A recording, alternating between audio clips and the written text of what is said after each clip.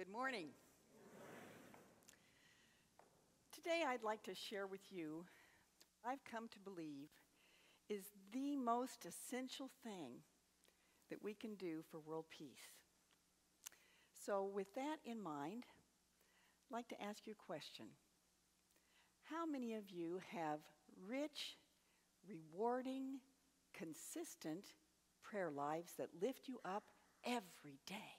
Can I see a show of hands?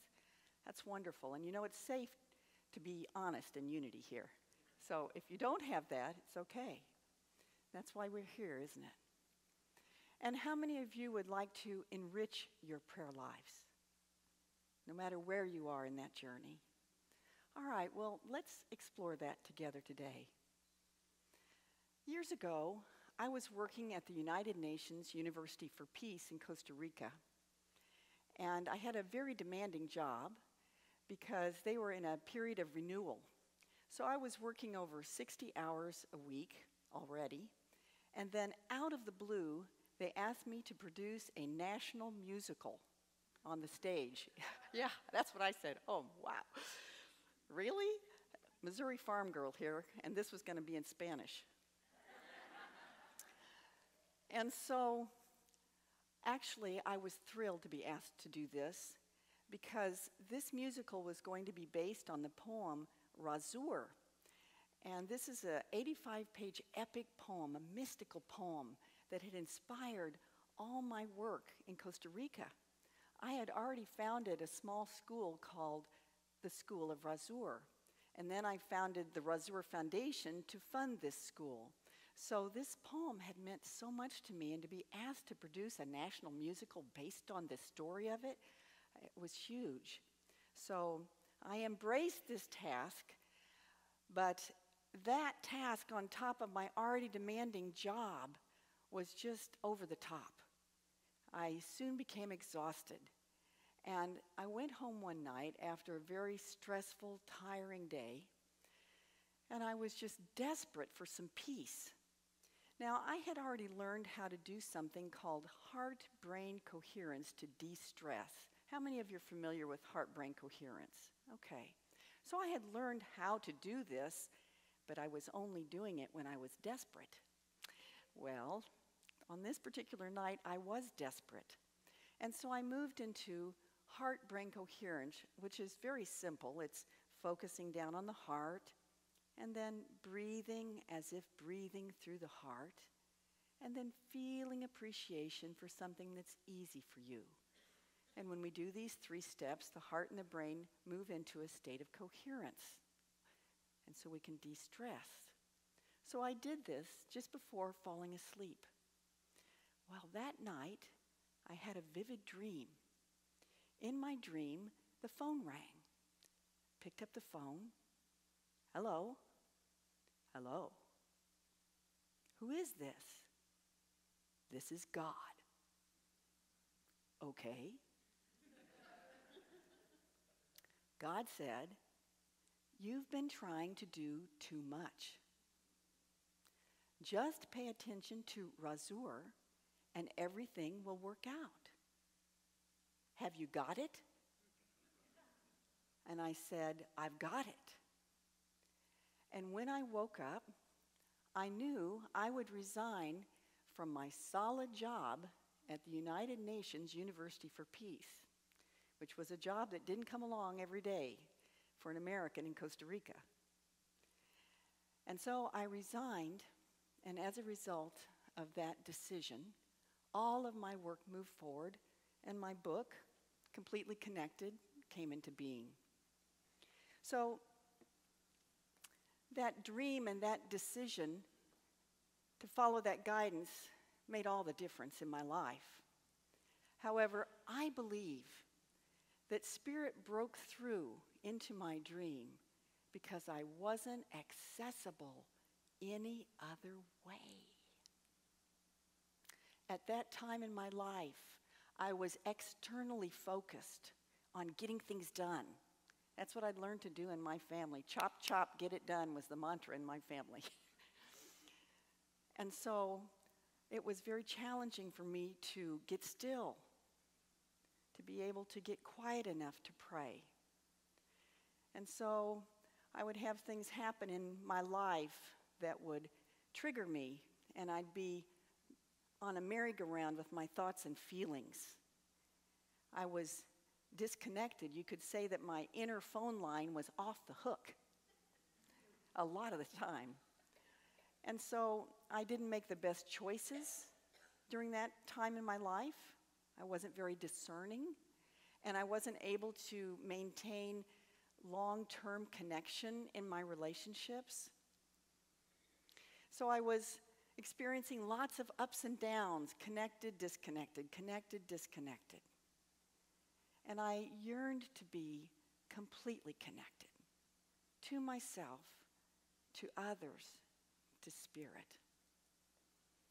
And then I learned about something called nonviolent communication. How many of you are familiar with nonviolent communication? Quite a few of you. So you know that when we learn about nonviolent communication, it helps us to understand our inner life in terms of our feelings and the needs underneath those feelings. That when I have a negative feeling, it's just a little signal that I've had a perception of an unmet need. So once I began to learn how to name my feelings and go under them to find what was the perception of the unmet need or the met need, if I had positive feelings.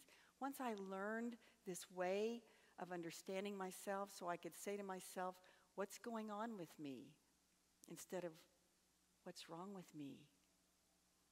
Once I was able to do that, it changed my inner life. It opened up a whole new world for me. Now I could get off this merry-go-round. Now when something came at me in life, I could go inside and name my own feelings and needs. And then also, if someone else was involved with me, I could respectfully guess what they might be feeling or needing. And so this shifted not only my relationship with myself, but my relationship with others. So I noticed that in doing this, it got the charge off the issue. And one day I realized, wow, if I'm upset about something, if something's coming at me in life and I'm upset, if I name my feelings and needs and respectfully guess what they might be feeling or needing, then I might be able to find a little willingness to move into this coherence. Because with the charge off the issue, now I'm still enough that I can find the willingness to move into an even deeper quiet, that I can move into this heart-brain coherence. And when I do that, I know I'm able to hear the still small voice. So it was in this aha of realizing I could combine the awareness of my feelings and needs with coherence and be able to get to the still small voice, the guidance that I needed.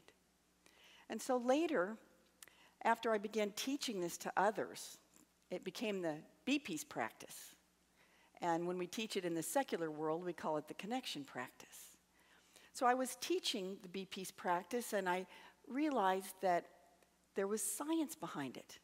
Over the years, I began researching each step of the practice, and I found that each step was actually scientifically validated. And so I think we have a slide about the science. I came to realize that naming my feelings reduced the reaction of the amygdala of my brain. The amygdala is that part that is the fight or flight response that is irrational oftentimes, gets us into trouble, you know, and we either push it down or we express it out, and pretty soon we're sorry for whichever way we went. And so I learned that naming feelings takes that charge off the amygdala. It's as if my amygdala says, okay, I've been heard. I don't need to scream at you anymore. And it just kind of fizzles. And then I learned that naming our needs, going under our feelings to name our needs for respect or consideration or belonging or emotional safety or love, all kinds of universal human needs that we have, when we name those needs, what happens is it stimulates the part of our brain that has to do with empathy, and our hearts somehow magically open with compassion. So when I name my own feelings and needs, I have compassion for myself.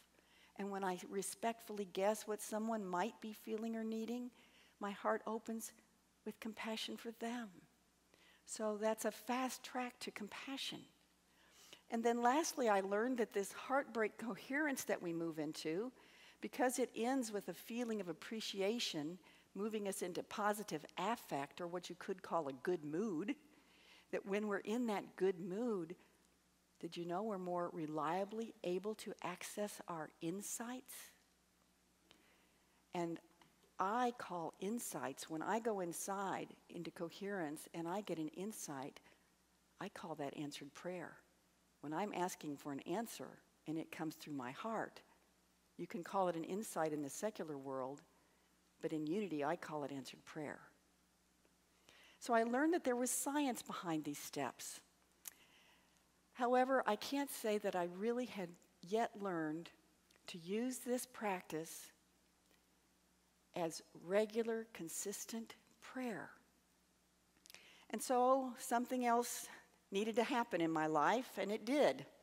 I had a big emotional shock, and that shock turned into lymphoma.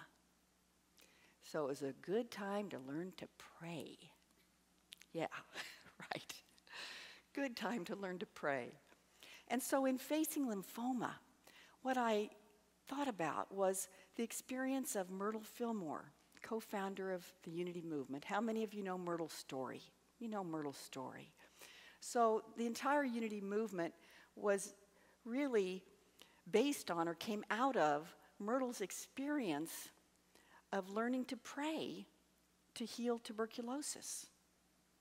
Because she was healed through her prayers that inspired the evolution of the whole Unity Movement. So in facing lymphoma, I wanted to better understand what Myrtle really went through. So I went back to Myrtle's writings.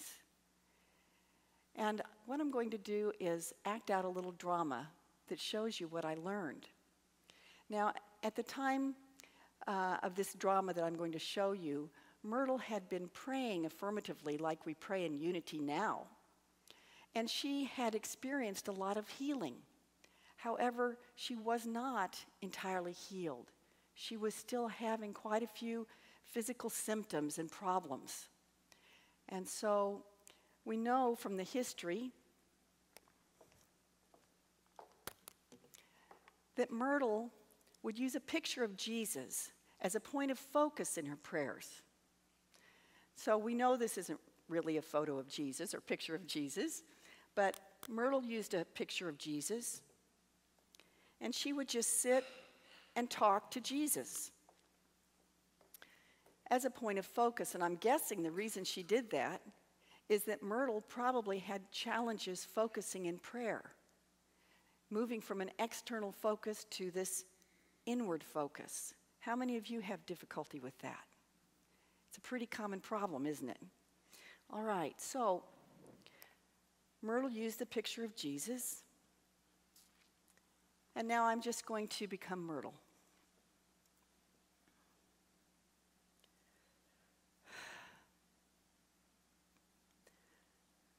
I'm just feeling so discouraged because I'm not healing now.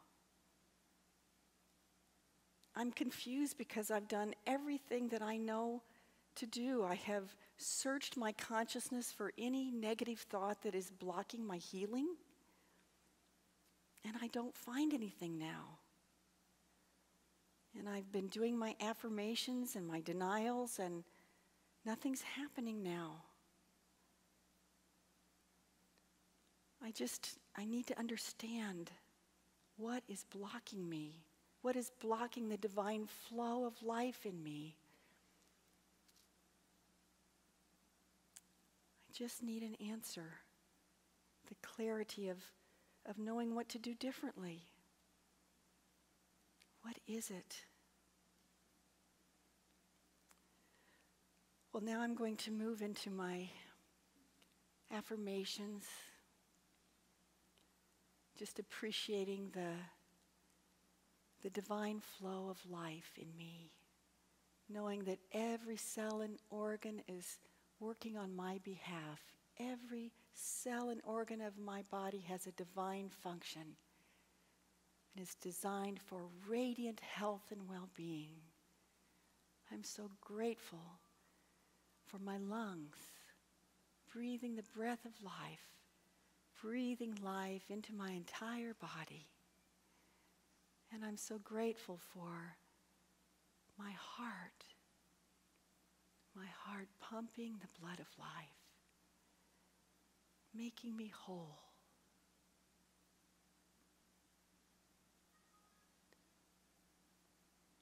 I just heard the words, look among your virtues.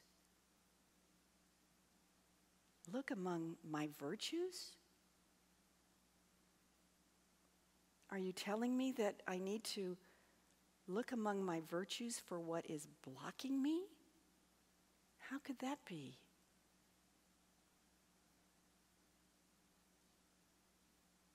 Well, I've always thought it was a virtue to keep my feelings to myself. And now I'm seeing that I'm just pushing my feelings down and they're making me sick. I'm not being authentic with people and I'm not transforming my feelings. I'm swallowing them and they're blocking my healing. That's what it is, isn't it? Oh, now I know I can heal.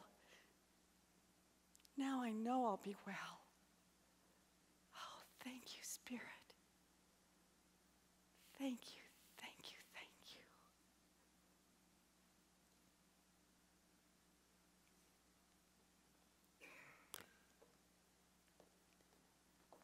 And Myrtle learned to deal with her feelings instead of stuffing them. And she was healed. And our unity movement, you all sitting out there in your chairs today, are a result of that insight, of that answered prayer. Myrtle went inside, she got an answer to her desire to understand. And as a result of learning how to handle her feelings, she was healed and we're here today. So when I looked at what Myrtle was doing and what I was already teaching in the Be Peace practice, I saw that there was really a lot of similarity. Because what was Myrtle doing here when she poured out her feelings to Jesus? She might not have been able to pour them out to other human beings, but when she talked to Jesus, she let it all out. She was talking about her feelings and her needs, wasn't she? And then Myrtle would move into this state of appreciating every cell and organ in her body. We know that when we move into deep appreciation, what happens is the heart and the brain align in coherence. So Myrtle was moving into heart-brain coherence. And then because she was in that positive affect, she was a clear channel for that still small voice to come through her heart and say, look among your virtues. And so she got an insight and answered prayer. So Myrtle was doing everything that we do in the Be Peace practice. That was an amazing discovery to me. But what was Myrtle doing that I wasn't doing then? Oh, Myrtle was doing it every day. That. Myrtle was doing a daily prayer. And I was using Be Peace when I had tensions in my life, when there were conflicts, and certainly when I was desperate. So I wasn't doing it every day. And so out of my own need to become internally focused daily instead of externally focused, we created a workbook that has the structure of the Be Peace practice. And I needed this structure in order to really be encouraged to do my practice on a daily basis, to get the rewards from it. So after creating this, for the first time in my life, I had a prayer life that was rich, rewarding, consistent, and lifted me up every day. Every day answered prayer. Every day answered prayer. I want to say it again. Every day answered prayer. That's what lifts me up every day. And so that made a huge difference in my life. For example, I was still healing from lymphoma. And as I was in that process, the finances of the Razur Foundation were spiraling downward because I was the primary breadwinner of the foundation. And so I wasn't out teaching and I wasn't out fundraising, and so our finances were spiraling dangerously downward. Now, in the past, an event like that would have put me back on the merry-go-round, right? But now I knew I could go inside and I could name my feelings of confusion and stress and worry. And I could name my perception of my needs, of financial stability and achievement of our mission and meaning in my own life. And as I did that, the charge went off that issue, and I was able to move into coherence, and I was able to hear the still small voice. And what I heard were these words: stand in the glory of the gift you have to give. What? Kind of like Myrtle, like, what does that mean? Stand in the glory of the gift you have to give. And when I contemplated that, what I realized it meant was that if I would just focus on embodying what I teach, that would be a gift to those around me, and that in giving that gift, that the gifts would start flowing back to the foundation. And that's exactly what happened. I focused on embodying what I teach. I expressed my joy about that to others around me, and the gifts started coming back to the foundation. Now, in developing my prayer practice on a daily basis, there was one other thing I needed. And I want to share an anecdote that helps you understand why I needed it. We have a B-Peace trainer named Belinda, and Belinda has a daughter named Annabelle. Well, one night, Annabelle was having a very difficult time getting down to her homework. She just couldn't focus, wanted to do this and wanted to do that. Parents, you know about this, right? Yes, we know. All right, and so instead of pushing Annabelle, Belinda said, well, why don't we do a B-Peace practice and see if we can help you find what's causing this problem, help you resolve this. So Belinda got out some feelings and needs cards and had Annabelle pick up her feelings of feeling distracted and feeling stressed and worried about her homework and confused about what to do about it. And then her needs, she said, were peace and order and learning from her homework, being able to sit down and learn. So after doing that, the charge was off the issue, and then Belinda led Annabelle into coherence, heart focus, heart breathing, heart feeling of appreciation. Annabelle listened inside. She opens her eyes and she says, I need a tent. A tent? Yes, I want to build a tent inside my bedroom, a little tent. I'm going to take my books and my papers and my pencils in there, and I think if I do that, I'll be able to do my homework. So Belinda helped Annabelle build her little tent. Annabelle went in there and got the homework done, was able to focus in her tent. Well, being the externally focused person that I've been all my life, I needed this one more step. And that is that I needed to find a tent. Yes, and so I found my tent. So when I pray, I have this message to myself that is, okay, Rita Marie, we put this on, and now it's time to go inside. Now, Rita Marie, let's pray. Not what you'd expect from a Missouri farm girl, but it works for me. I'm guessing some of you have had a lot of challenge with being externally focused in your lives too, and that these strategies might be helpful. I've been sharing about my personal prayer life for the first time ever. And the reason is that I believe that until we learn to pray, we're not going to have world peace. And that is from my own personal experience. Because I know that when I was disconnected part of the time, when I was not listening inside, when I wasn't able to calm down, get quiet, get still, that I made a lot of mistakes, that I sometimes hurt people, that I manifested disconnection out here in my world. So if we're going to have world peace, if we're going to have a connected world, we've got to learn to pray. You know, we look around our world today and we see a lot of chaos, don't we? Don't we see a lot of violence and people that are doing things that, to me, just say they're disconnected inside? And so we need the certainty of being able to connect with Spirit. We need that certainty in this time of outer chaos. In other words, we need to be able to get God on the phone, right?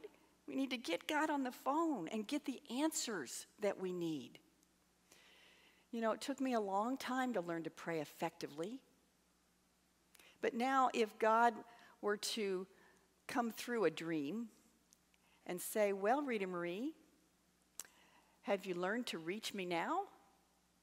Or do I still need to break through your dreams? Have you got it? Now I could say, I've got it.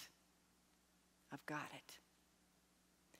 You know, we're divinely designed to be connected to ourselves, to others, and to Spirit, aren't we?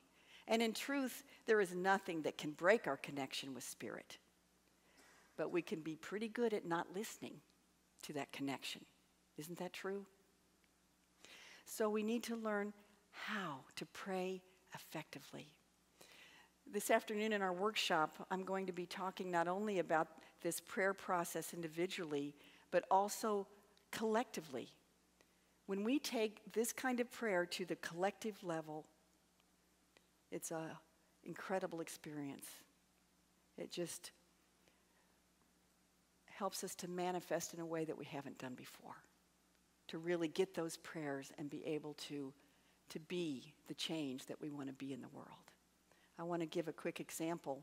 In a workshop I did recently in Sacramento, I had a woman come forward after I had taught the basic process. Her name was Mary. So Mary comes forward and she says this. She says, well, my issue is I'm 87 years old, and I've had a friend named Joe for 22 years. Now, it's always just been a friend, never wanted anything romantic, just friends. But now Joe's in assisted living, and he depends on me for everything. You know, if he wants to go to the movies, I take him to the movies. If he wants to go shopping or whatever it is he needs, I'm the one. And now he has some dementia. And so I have to repeat myself a lot. And so that takes a lot of patience. But you know, it's not really doing all these things or having to repeat myself that I'm upset about. What it is that in 22 years, Joe has never once said thank you. So Mary was quite upset and charged up about this. And so we took Mary through the process. I'm not going to share it with you now. You'll have to come to the workshop. So we took her through the process collectively. And at one point, what Mary needed to do was to identify her main need. And she says, you know, I thought maybe it was appreciation, but it's not. It's just love. It's just love, the giving and receiving of love between friends. Okay, so now think about it. We've got an 87-year-old woman who wants love from a man who has not given it in 22 years and now has dementia. Looks pretty impossible, doesn't it?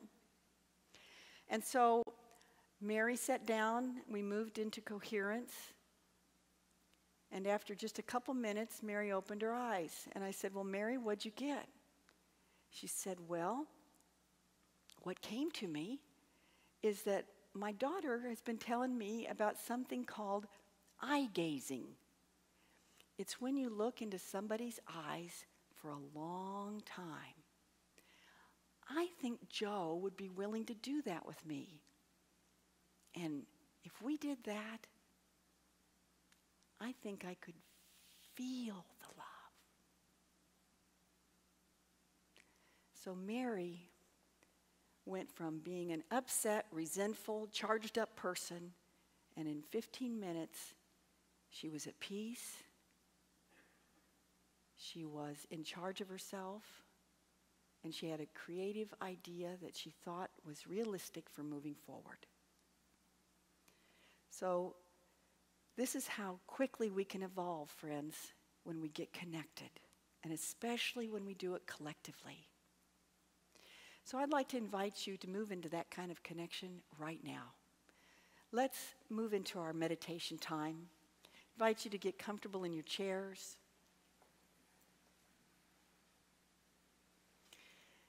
And just to give the chair your full body weight. And now, let's move down into those beautiful, wise hearts. Down, down into the heart we go. Down into the one heart where we connect with the love, the wisdom, the life that is there for us. We connect in our hearts with the source of all that is, the source of every answer that we need. Let's just breathe into that down in the heart. Just breathing deeply into the awareness of that love, of that abiding wisdom that is there to answer our every call, our every question, our every need. Just breathing down deep into the heart, feeling into it,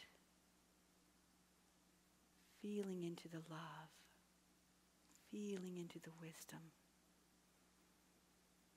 knowing the truth of that connection in your very heart.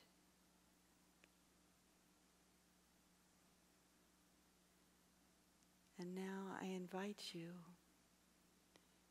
to become aware of any need that is up for you today. Is there any need that is alive in your heart? Is there a healing need, a prosperity need, a need for love, a need for connection?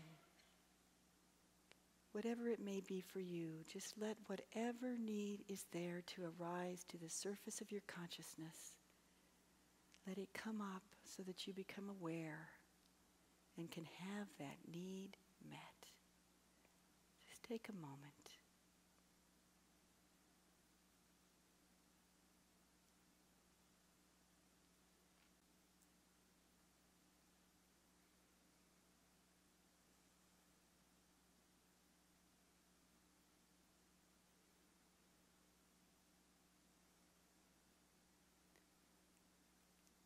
And now,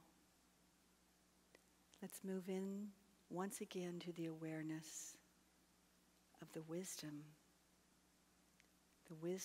flowing in and through and as you, through your very heart. The wisdom that is there, lying in wait to give you your answer, to let you know exactly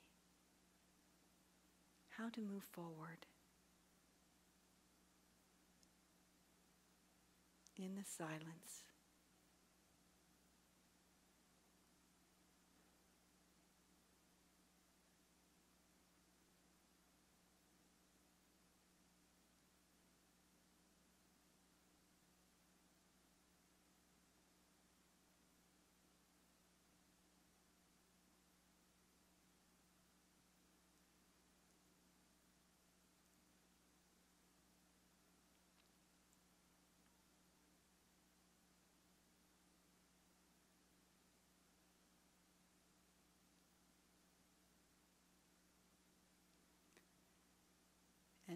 coming out of the silence, you may have heard the still small voice,